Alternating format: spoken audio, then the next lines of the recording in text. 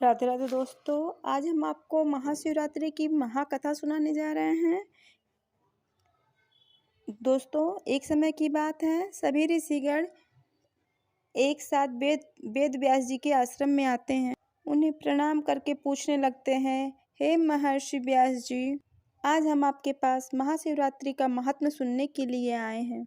आपसे अनुरोध है कि आप हमें महाशिवरात्रि का महात्म्य सुनाएं। फिर महर्षि वेद व्यास जी कहते हैं, हे ऋषियों, आप संसार के कल्याण के लिए उत्तम महात्म्य को सुनने के लिए इच्छा प्रकट की है। इस महात्म्य को सुनने मात्र से कोटि कोटि पाप नष्ट हो जाते हैं। इस महात्म्य का श्रवण करने वाला कभी दरिद्री नहीं रहता है, उसकी समस्त मनोकामनाएं पूर्ण होती हैं। आप सभी ऋषियों के आग्रह पर आज हम महाशिवरात्रि की कथा सुनाएंगे आपको, इसीलिए आप इसे ध्यानपूर्वक पूरा सुने। समस्त ऋषिगण वेद व्यास जी की कथा को सुनने लगते हैं। वेद व्यास जी कहते हैं, हे ऋषियों, इस विषय में एक प्राचीन निषाद का इतिहास कहता हूँ। पूर्व काल की बात है, मध्यकाल के देश में एक भील निवास करता था। उसका नाम गुरु ध्रुव था। उसका कुटुंब बहुत बड़ा था। भील का स्वभाव एकदम क्रूर था। वह स्वभाव के कारण क्रूरता का काम भी किया करता था। वह प्रतिदिन वन में जाकर मृगों को तथा अन्य जीवों को, पशुओं को मारता था और अनेक स्थानों पर चोरी किया करता था। उसने बचपन से ही कोई शुभ कर्म नहीं किए थे। इस तरह से पाप कर्म करते हुए उसे वन में निवास करते हुए उस दुरात्मा भील को बहुत समय बीत गया। तदंतर महाशिवरात्रि के व्रत का दिन आ गया, किंतु वह दुष्ट भील वन में निवास करता था, इसलिए वह इस व्रत के बारे में नहीं जानता था।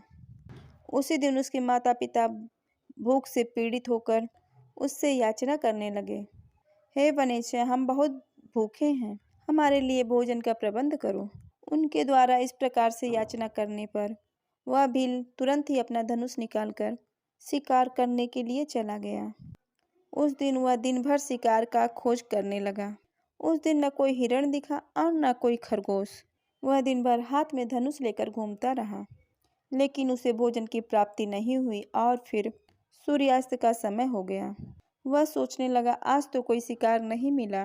घर में जो बच्चे हैं तथा जो मेरे माता पिता हैं वो भूख से व्याकुल होकर मेरी राह देख रहे हैं। उनका क्या होगा, उनकी क्या दशा हुई होगी। मुझे कुछ न कुछ भोजन लेकर ही घर जाना चाहिए, अन्यथा नहीं। इतना सोचते सोचते वह वन के भीतर जलाशय के पास पहुंच गया। वह जलाशय के समीप खड़ा होकर सोचने लगा, कोई न कोई प्राणी तालाब के पास जरूर आएगा, उसी को मार के मैं घर ले जाऊंगा। ऐसा निश्चय करके वह बेल के पेड़ पर चढ़कर अपने साथ जल लेकर बैठ गया। वहां बैठकर वह राह देखने लगा। उसके मन में यही चिंता थी, कब कोई प्राणी पानी पीने के लिए यहाँ आएगा और कब मैं उसे मारूंगा। अपने शिकार की प्रतीक्षा करते हुए वह भूख प्यास से पीड़ित होकर उसी पेड़ पर बैठा रहा। रात्रि के पहले पहर में उस स्थान पर एक हिरनी आ गई, जो चकित होकर जोर जोर से चौकड़ी भर रही थी। उस हिरनी को तालाब के पास आता देखकर भीड़ को बड़ा आनंद हुआ। उसने तुरंत ही हिरनी को मारने के लिए अपना धनुष निकाला। उसके हाथ के धक्के से पास के लोटे से जल गिर गया और कुछ बेल के पत्ते भी टूटकर नीचे जमीन पर गिर गए। उस बेल के पेड़ के नीचे एक प्राचीन शिवलिंग था। वह बेलपत्र और जल शिवलिंग पर गिर पड़े। जल और बेलपत्र के पत्ते शिवलिंग पर गिरने से उस भील की पहले पहर की पूजा संपन्न हो गई, जिससे अनजाने में ही भील के समस्त पाप तत्काल नष्ट हो गए। पेड़ पे हुई घड़घड़ाहट की आवाज से वह हिरनी सतर्क हो गई और वह उसने ऊपर देखा तो वह भील हाथ में तीर कमान लेकर बैठा हुआ था।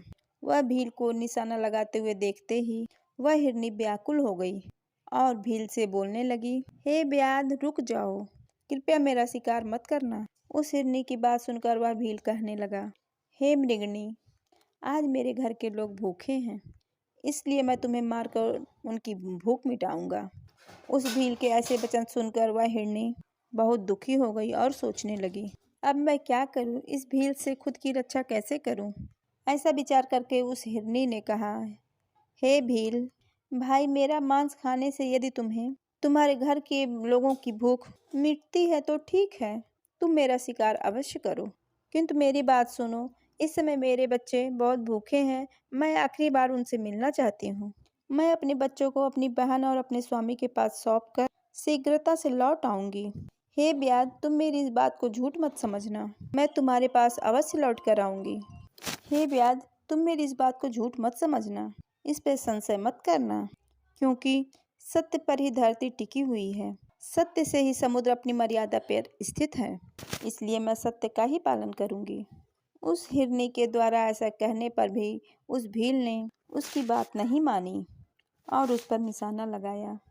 अत्यंत भयभीत होकर पुनः इस प्रकार से कहना आरंभ किया, हे व्याघ्र सुनो, मैं तुम्हारे सामने शपथ खाती हूँ, मैं अवश्य लौट कर आऊंगी।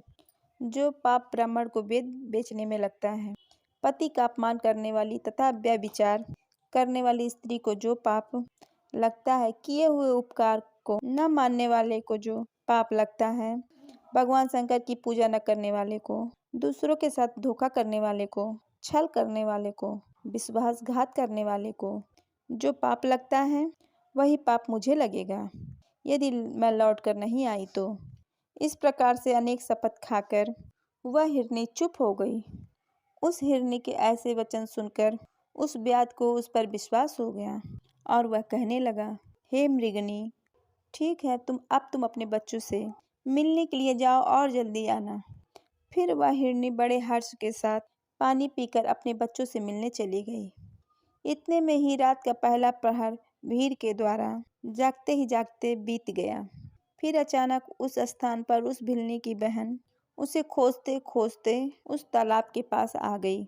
उस भील ने तुरंत अपना धनुष निकाला, उस हिरनी की बहन को उसका अपना निशाना बनाया।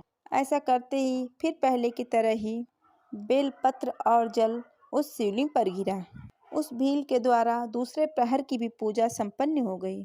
फिर पेड़ के ऊपर से आवाज आते ही हिरनी की बहन ने ऊपर देखा तो वह भील बैठा हुआ था। उसे देखते ही वह हिरनी की बहन बोलने लगी, हे वनीचर, रुक जाओ, ये क्या कर रहे हो?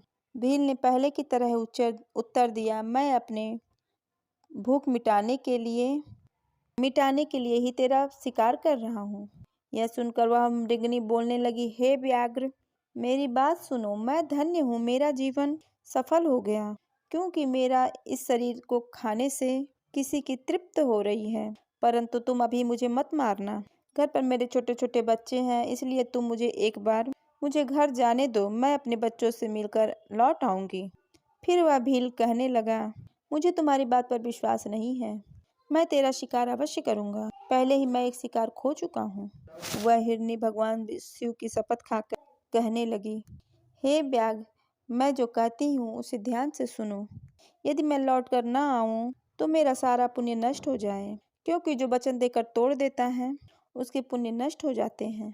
जो पुरुष अपनी पत्नी को त्याग कर दूसरी स्त्री के पास जाता है, जो भगवान विष्णु का भक्त होकर भी शिव जी की निंदा करता है, जो अपने माता पिता का श्राद्ध नहीं करता, ऐसे लोगों का जो पाप लगता है वही पाप मुझे लगे यदि मैं लौट कर न आई तो। उस मृगनी की बात सुनकर उस भील ने को बड़ी दया आ गई और वह कहने लगा, हे मृगनी, ठीक है, तुम जाओ और शीघ्रता से लौट कर आओ। फिर वह मृगनी की बहन भी जल पीकर अपने बच्चों से मिलने चली गई। इतने में ही रात का दूसरा प्रहर भी जागते जागते बीत गया। फिर रात्रि के तीसरे प्रहर का आरंभ हुआ।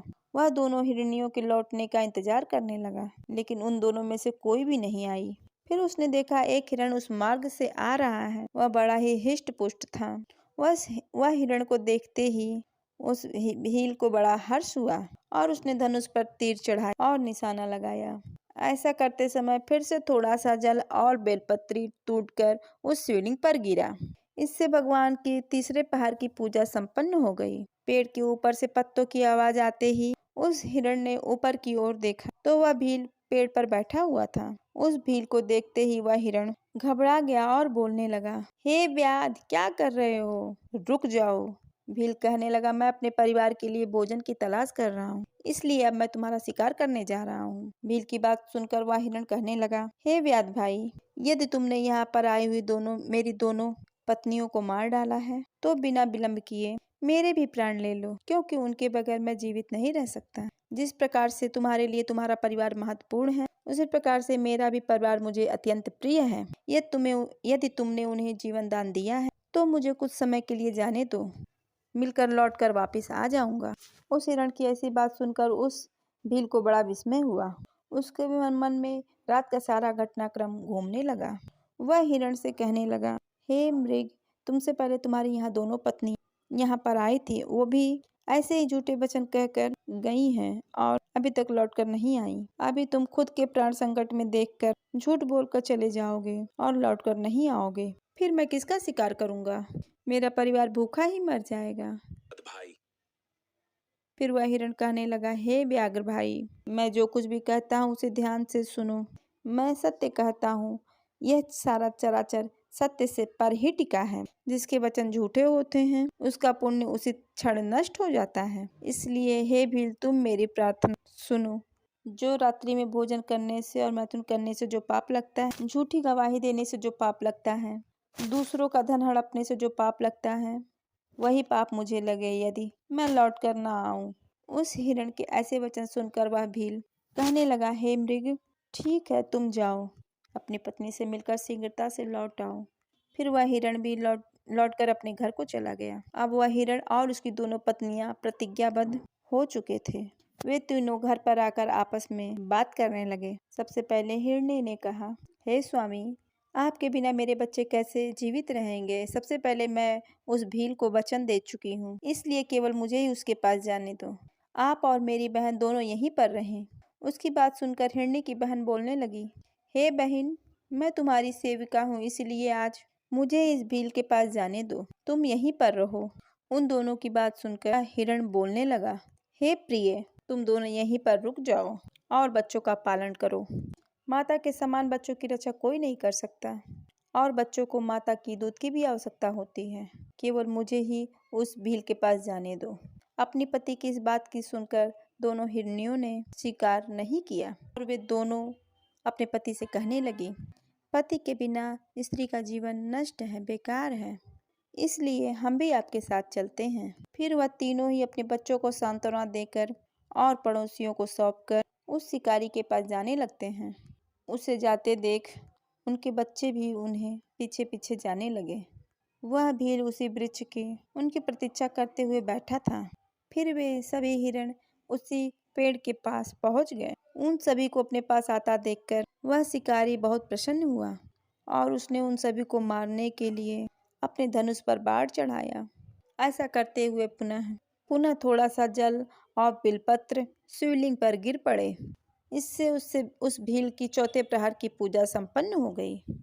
चौथे प्रहर की पूजा संपन्न होते ही उस भील की समस्त पाप भस्म हो गए। अनजाने में ही उसने महाशिवरात्रि का व्रत संपूर्ण कर लिया, जिससे उसको दुर्लभ ज्ञान प्राप्त हुआ। उसका हृदय पाप से मुक्त हो गया और उसके अंदर भगवत शक्ति का प्राप्त हो गया। वह सोचने लगा, यह सभी मृग ज्ञानहीन पशु होने पर भी धन्य हैं, क्योंकि यह अपने शरीर से ही उपकार में लगे हुए हैं। ये सभी सत्य का पालन करने वाले, किंतु मैं तो महापापी हूँ। प्रतिदिन अनेक प्रकार के पाप करके मैंने अपने परिवार का पालन किया। अब मेरी क्या गति होगी? मैंने जन्म से लेकर अब तक केवल पाप ही किए हैं। मेरे जीवन पर धिक्कार है। इतना ही सोचकर उस भील ने अपने बाण को रोक लिया और कहने लगा, हे श्रेष्ठ मृगों, मैं तुम्हारी सत्यवाणी से अत्यंत प्रसन्न हूँ, इसलिए अब मैं तुम्हारा शिकार नहीं करूँगा। तुम सभी अपने घर को लौट जाओ। उस भील के द्वारा इतना कहने पर भगवान शिव उस पर तत्काल प्रसन्न हो गए और वे इस स्थान पर प्रकट हो गए और उन्होंने बड़े ही प्रेम से उस भील से कहा, हे भील, मैं तुम्हारे व्रत से बहुत प्रसन्न हूँ। अब तुम कोई वर मांग लो। अपने सामने भगवान शिव को देखकर वह भील के हाथ से धनुष गिर गया और वह भगवान शिव को बारंबार प्रणाम करने लगा और कहने लगा, हे प्रभु, मैं आपके दर्शन से ही धन्य हो गया। अब मुझे कुछ नहीं चाहिए। भगवान शिव उस भील से कहने लगे, हे व्याध, आज से तुम श्रृंगवीरपुर में जाकर निवास करो और दिव्य भोगों का उपभोग करो। तुम्हारे वंश की वृद्धि होगी और सभी देवता तुम्हारी प्रसन्नता करेंगे। फिर एक दिन भगवान श्री राम तुम्हारे घर पर आएंगे और तुमसे मित्रता करेंगे। तुम उनकी सेवा करके दुर्लभ मोक्ष को प्राप्त करो। उसी समय वह सभी भगवान शिव का दर्शन करके मृग योनि से मुक्त हो गए और दिव्य देह धारण करके विमान पर बैठकर दिव्य लोक को चले गए। तभी से उस पर्वत पर भगवान शिव व्याधेश्वर के नाम से प्रसिद्ध हुए, जो दर्शन और पूजन करने पर तत्काल भोग और मोक्ष प्रदान करने वाले हैं। महर्षि व्यास कहने लगे, हे ऋषियों, इस प्रकार से अनजाने में ही महाशिवरात्रि का व्रत करने के कारण उस भील को भगवान शिव की कृपा प्राप्त हो गई। संपूर्ण शास्त्रों में महाशिवरात्रि की व्रत को सर्वोत्तम कहा गया है। इस प्रकार से मैंने आप सभी को महाशिवरात्रि के व्रत का महात्म्य सुना दिया है। फिर सभी ऋषि महर्षि व्यास को प्रणाम करने लगे। तो दोस्तों, यह थी महाशिवरात्रि की व्रत कथा। इस कथा को पूरा सुनने के लिए आप सभी का धन्यवाद। यह कथा आपको कैसी लगी कमेंट कर